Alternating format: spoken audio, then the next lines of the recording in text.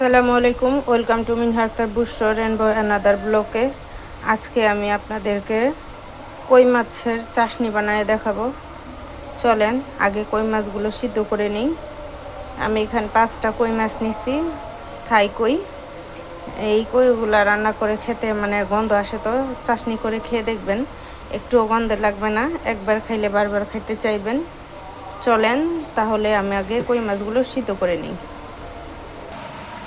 Rice কুকারে আমি এখানে অল্প পানি আর 1 টেবিল চামচ তেল দিয়ে সিদ্ধ করতে দিলাম। সিদ্ধ হওয়ার পরে আমরা এটাকে ভাজবো।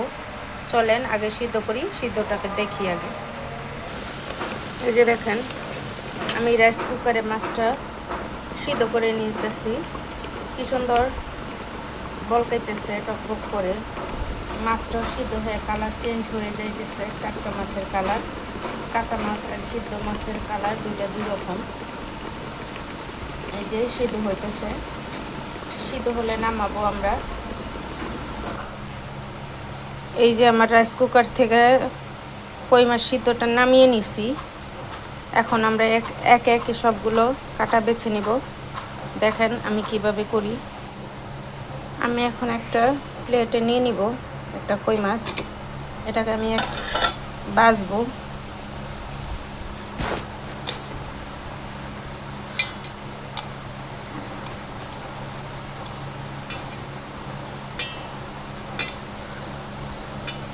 এটা অনেক গরম, এটা ঠান্ডা করেই করবেন।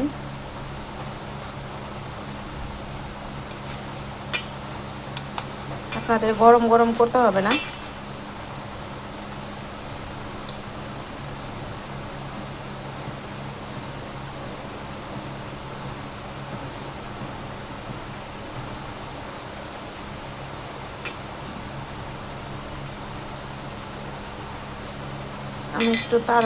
আমার একটু তাড়া আছে, এর জন্য আমি গরমটাই বেছে নিচ্ছি, কারণ আজান দিয়ে দিছে, নামাজের আবার সময় থাকবে না।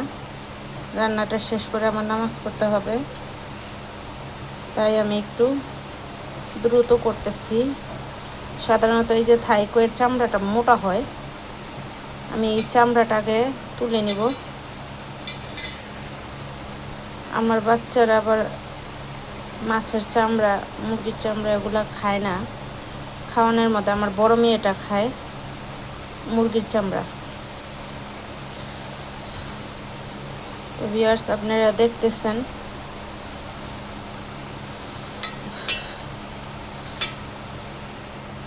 মাছটা অনেক গরম, এর জন্য আমার বাঁচতে একটু সময় লাগতেছে। এই মাছটাকে এভাবে হাতে নিয়ে কাটা বের করতে হবে। এই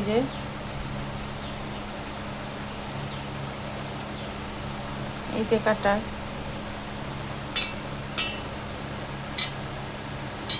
এগুলো আমি এই ডলে ডলে কাটা সব বের করে নেব।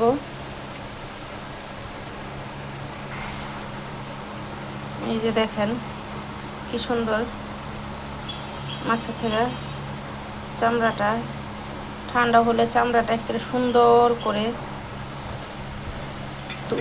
উঠে যাবে। আর এরকম ডলতে হবে না, এক সেটের থেকে আপনারা একটু ধরে টান দিলেই পুরাটা চামড়া উঠে যাবে। যারা চামড়া না খান তাদের জন্য বলতেছি, আর যারা চামড়া খান তাদের তো কোনো কথাই নেই, পুরাটাই নিয়ে নেবেন।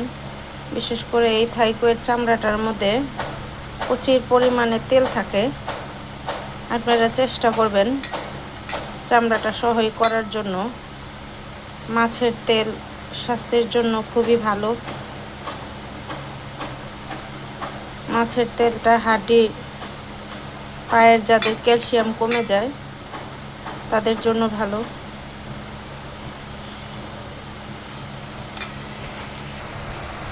এই যে আমার মাছের কাটা বাছা হয়ে গেছে। সবগুলো মাছ আমি মাছের কাটা একটা একটা করে বেছে নিয়েছি। আর সিদ্ধ করা যে মাছের পানিটুকু, ওইটুকু আমি ফালাই নেই। তো আমার চাশনিটা তৈরি করার জন্য আমি এখানে নিয়ে নিয়েছি পেঁয়াজ কাঁচামরিচ কুচি। এখন দিয়ে দিব পেঁয়াজ কাঁচামরিচ কুচি একসাথে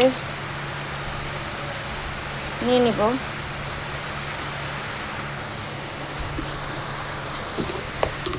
তারপরে দিব হলুদ মরিচের গুঁড়া। এটাকে এখন চটকিয়ে নিব, মানে মাখিয়ে নেব।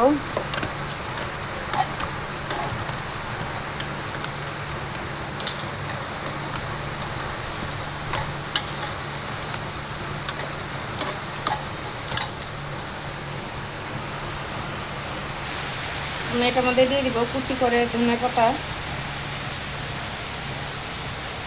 আর পরিমাণ মতো লবণ। আমি এখন এটাকে ভালো করে চটকায় নিব, চটকায় বলেন আর মেখে বলেন, একসাথে মাখায় নিব। এখন এটার মধ্যে কোনো আর পানি অ্যাড করব না, আমি তেলে ভেজে নেব।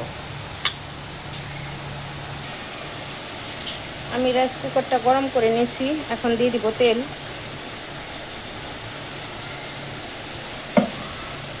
তেলটা আমার গরম হলে আমি সবগুলো ঢেলে দিব, যে ইটা আমি মাখাইছি চাশনির জন্য মাছটা।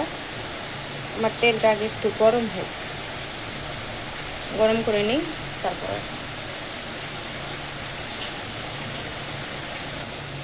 আমি তো সব আগে একসাথে দিয়ে দিছি, এখন আমি তেলের মধ্যে ঢেলে ভেজে নেব। বিসমিল্লাহ।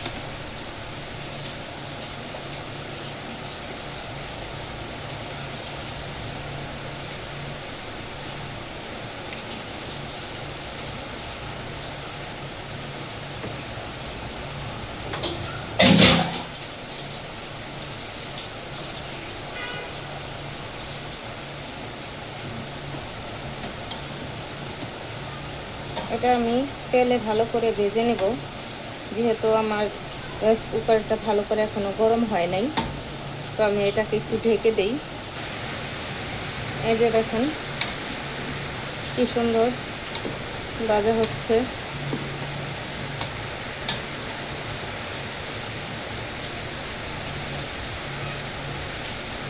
এরকম করে আমি ভাজবো অনেকক্ষণ। এই যে কি সুন্দর করে ভাজা হচ্ছে।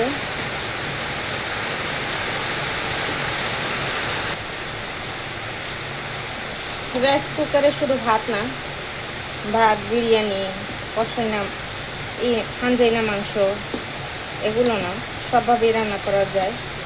আপনারা গ্যাসের চুলায় যেভাবে রান্না করেন ঠিক সেইভাবেই রান্না করতে পারবেন, যেমন এই যে আমি করতেছি আর দেখাইতেছি আপনাদের। যে আমার কই মাছের চাশনিটা হয়ে গেছে, ভাজা ভাজা হয়ে গেছে। আমি রাইস কুকারে ভাজা ভাজা করে নিছি, দেখছেন। এখন চলেন রাইস কুকার থেকে নামায়া দেখাই। এই যে দেখেন আমি চাশনিটা নামায় নিছি, কত সুন্দর দেখা যাইতেছে, ভাজা ভাজা হয়েছে। এটা ভাত দিয়ে আপনারা খেয়ে দেখবেন, এত স্বাদ, এত স্বাদ ধারণার বাইরে। আপনারা না খেলে বুঝতে পারবেন না। এটা অবশ্যই ঘরে ট্রাই করে খেয়ে দেখবেন কেমন লাগে। যদি ভালো না লাগে তারপরে আমাকে বলবেন কমেন্ট করে। অবশ্যই এটা খুবই টেস্টিকর খাবার। আমার ভিডিওটা যদি দেখে ভালো লাগে লাইক, কমেন্ট, শেয়ার করবেন।